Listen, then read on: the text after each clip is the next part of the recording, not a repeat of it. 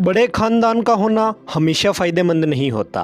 ये कई बार नुकसानदेह भी हो सकता है और ये बात साबित करती है उस शख्स की ज़िंदगी जिसकी बात इस वीडियो में होने वाली है। बात होगी शोमैन राज कपूर के सबसे छोटे बेटे लेट अभिनेता राजीव कपूर के जीवन के बहुत से अनछुए पहलुओं की। तो फिर आप चैनल को सब्सक्राइब करके वीडियो को पूरा देखते रहिए। इस ज़मीन से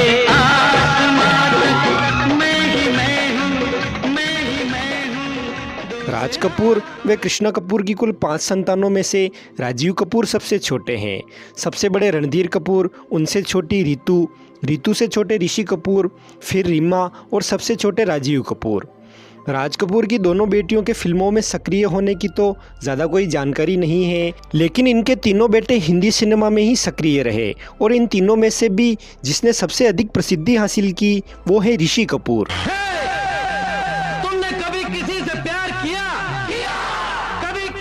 रणधीर कपूर बेशक ऋषि कपूर जितने पॉपुलर नहीं हुए, लेकिन फिर भी उन्हें सिनेमा में कामयाबी तो हासिल हो ही गई। लेकिन राजीव कपूर अगर फिल्म राम तेरी गंगा मैली में नहीं दिखाई देते तो शायद उन्हें कोई पहचानता ही नहीं। राजीव कपूर के करियर की शुरुआत आर.के. बैनर की ही साल 1981 में रिलीज हुई फिल्म बीवी ओ बीवी से हुई थी। बीवी ओ बीवी फिल्म से राज कपूर के असिस्टेंट डायरेक्टर राहुल रवेर ने बतौर डायरेक्टर शुरुआत की थी और राजीव कपूर उनके असिस्टेंट डायरेक्टर बने। बीवी ओ बीवी के बाद राजीव कपूर ने पिता राज कपूर को प्रेम रोग फिल्म के लिए असिस्ट किया। राजीव कपूर की बतौर हीरो या कहें कि बतौर एक्टर पहली फिल्म एक जान है हम साल 1983 में रिलीज हुई। एक जान है हम एक बड़े बजट की और नामचीन बैनर की फिल्म थी जिसमें राजीव कपूर शम्मी कपूर के बेटे बने थे। और क्योंकि राजीव कपूर की शक्ल सूरत शम्मी कपूर से काफ़ी मिलती जुलती थी, इसलिए उन्हें कई लोगों ने शम्मी कपूर का बेटा समझ लिया था। लेकिन एक जान है हम बॉक्स ऑफिस पर फेलियर साबित हुई और इसके बाद भी आसमान, मेरा साथी और लावा जैसी फिल्म्स लाइन से फ्लॉप हो गई। 1985 में रिलीज हुई नासिर हुसैन की फिल्म ज़बरदस्त थोड़ी बहुत चली भी तो उसका सारा श्रेय संजीव कुमार और सनी देओल को मिला। ज़बरदस्त मूवी के किसी पोस्टर को देखा जाए तो उन पर सनी देओल के मुकाबले राजीव कपूर को कम जगह मिली और वो इसलिए क्योंकि सनी देओल की अर्जुन नामक मूवी उन दिनों सुपरहिट हो गई थी। हालांकि इसी दौरान राजीव कपूर का करियर संवारने के लिए राज कपूर ने 1983 में ही राम तेरी गंगा मैली फिल्म लॉन्च कर दी थी, जो कि साल 1985 में रिलीज हुई और ब्लॉकबस्टर रही। राम तेरी गंगा मैली के जरिए राजीव कपूर को घर घर में प्रसिद्धि मिली, लेकिन ये फिल्म उनके करियर की इकलौती सफल फिल्म बनकर रह गई। हालांकि राम तेरी गंगा मैली के बाद भी राज कपूर ने राजीव कपूर को ही लीड रोल में लेकर हिना फिल्म शुरू कर दी थी, लेकिन इससे पहले कि हिना फिल्म शुरू हो पाती राज कपूर की डेथ हो गई। अब राज कपूर की डेथ के बाद परिस्थितियां काफ़ी बदल चुकी थी, लिहाजा आपसी सहमति से हिना फिल्म का लीड रोल ऋषि कपूर ने किया और राजीव कपूर हिना फिल्म के एग्जीक्यूटिव प्रोड्यूसर रहे। वैसे अभी राजीव कपूर की डेथ के समय कई यूट्यूब वीडियोस और कई वेबसाइट्स के ज़रिए ये फेक न्यूज़ फैलाई गई कि राजीव कपूर राज कपूर से इसलिए नाराज़ थे क्योंकि राम तेरी गंगा मैली एक महिला प्रधान फिल्म थी और फिल्म में राजीव का किरदार मंदाकिनी के मुकाबले काफ़ी कमज़ोर था, इसलिए राम तेरी गंगा मैली का राजीव कपूर को ज़रा भी फ़ायदा नहीं हुआ। और यहाँ तक तो ठीक है, लेकिन हद तो तब हो गई जब ये झूठी खबरें भी बड़े ही धड़ल्ले से प्रसारित की गई कि इस नाराज़गी के चलते राजीव कपूर राज कपूर के अंतिम संस्कार में भी शामिल नहीं हुए, जबकि राज कपूर के अंतिम संस्कार वाली वीडियो में राजीव कपूर को बड़ी ही आसानी से देखा जा सकता है। और रही बात राम तेरी गंगा मैली के महिला प्रधान होने की, तो सिर्फ राम तेरी गंगा मैली ही नहीं बल्कि राज कपूर की ज़्यादातर फिल्म्स महिला प्रधान ही थी। राम तेरी गंगा मैली के बाद भी राजीव कपूर 6 और फिल्म्स में नजर आए, जिनमें एक जलजला ही मल्टी स्टारर और बड़े बजट की फिल्म थी जो कि हिट रही। लेकिन बाकी 5 फिल्म्स का हाल भी वही रहा जो कि राम तेरी गंगा मैली से पहले आई मूवीज़ का हुआ था। जबकि 1985 में रिलीज हुई फिल्म लवर बॉय के निर्माता एक शम्मी कपूर टाइप की फिल्म बनाना चाहते थे, इसलिए उन्होंने इसमें राजीव कपूर को लिया था। लेकिन ये प्रयोग ना तो एफसी मेरा की फिल्म एक जान है हम के रूप में सफल हो पाया और न ही लवर बॉय के रूप में। वाह, क्या कॉन्फिडेंस है। दरअसल ऋषि कपूर पर रोमांटिक किरदार काफ़ी जचते थे और राजीव कपूर की भी ऋषि कपूर से तुलना के चलते उन्हें भी सारी रोमांटिक फिल्म्स ही मिली। कभी किसी एक्शन फिल्म मेकर की नज़र राजीव पर पड़ी ही नहीं। 1989 में रिलीज हुई फिल्म नाग नागिन को राम तेरी गंगा मैली के तौर पर ही बनाया गया। फिल्म में राम तेरी गंगा मैली की ही स्टार कास्ट दोहराई गई और फिल्म के संगीत पर भी काफ़ी मेहनत की गई, लेकिन बात नहीं बनी। और फिर 1990 में रिलीज हुई फिल्म जिम्मेदार के भी फ्लॉप होने के बाद राजीव कपूर ने एक्टिंग से दूरी ही बना ली।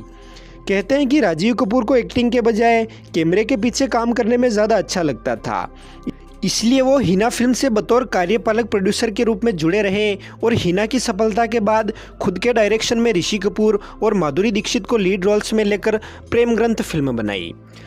प्रेम ग्रंथ टाइटल से राज कपूर 80s की शुरुआत में ही एक फिल्म बनाना चाहते थे, लेकिन किन्हीं कारणों की वजह से ये प्रोजेक्ट आगे बढ़ता ही गया और फाइनली 1991 में हिना फिल्म के रिलीज और सफल होने के बाद राजीव कपूर ने खुद के निर्देशन में प्रेम ग्रंथ फिल्म की घोषणा की। प्रेम ग्रंथ के संगीतकार और गीतकार से लेकर छायांकनकर्ता तक आर.के. बैनर के ही पुराने काम करते आ रहे लोग ही थे, इसलिए आर.के. बैनर के और नरगिस दत्त के एसोसिएशन को देखते हुए राजीव ने प्रेम ग्रंथ के लिए संजय दत्त को चुना, लेकिन तारीखों की समस्या के चलते संजय दत्त ये फिल्म नहीं कर पाए और फिर ऋषि कपूर को ही फाइनल किया गया। लेकिन जब प्रेम ग्रंथ को साल 1996 में रिलीज किया गया, तब तक ऋषि कपूर का स्टारडम भी ढलान पर आ गया था, इसलिए प्रेम ग्रंथ बॉक्स ऑफिस पर बिलो एवरेज साबित हुई।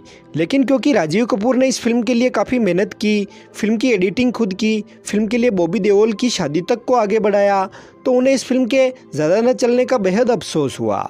अब राज कपूर जैसे सफल एक्टर व फिल्म मेकर का बेटा ऋषि कपूर जैसे सुपरस्टार का भाई ना तो एक्टिंग में सफल हुआ और ना ही फिल्म मेकिंग में।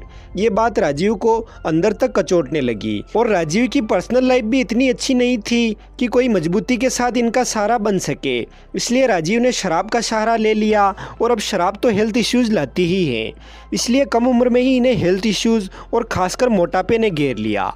फिल्मों के अलावा राजीव कपूर को पर्सनल लाइफ में भी सफल नहीं कहा जा सकता। राजीव का नाम सबसे पहले एक्ट्रेस दिव्या राणा से जुड़ा, जो कि राम तेरी गंगा मैली फिल्म में राधा का किरदार कर चुकी थी और राम तेरी गंगा मैली से पहले भी वो राजीव के साथ नज़र आ चुकी थी।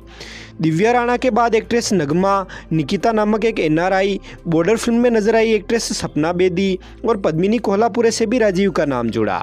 साथ ही हिना फिल्म की लीड अदाकारा ज़ेबा बख्तियार को सलमान खान से दोस्ती करने से रोकने के लिए तो राजीव एक बार सलमान से भिड़ गए थे। हालांकि ज़ेबा के साथ इनके कोई रोमांटिक रिश्ते नहीं थे। खैर, राजीव ने शादी की साल 2001 में, जब ये 40 साल के हो चुके थे। इनकी पत्नी का नाम रहा आरती साबरवाल, लेकिन आरती और राजीव की शादी 2 साल भी नहीं चल पाई और 2003 में इन्होंने डाइवोर्स ले लिया। रणधीर कपूर के अनुसार आरती से डाइवोर्स के बाद भी राजीव की कई गर्लफ्रेंड्स रही, लेकिन उन्होंने कभी घर बसाने के बारे में नहीं सोचा। राजीव फैमिली से भी दूर ज़्यादातर समय पुणे में बिताने लगे और फैमिली फंक्शंस से भी धीरे धीरे कटने लगे। प्रेम ग्रंथ के बाद राजीव साल 1999 में आई फिल्म आप लौट चले से बतौर प्रोड्यूसर और एडिटर जुड़े रहे तथा 1990 में एक्टिंग छोड़ने वाले राजीव ने अभी 2021 की आशुतोष गवारेकर की अनरिलीज्ड फिल्म तुलसीदास जूनियर से बतौर एक्टिंग वापसी की।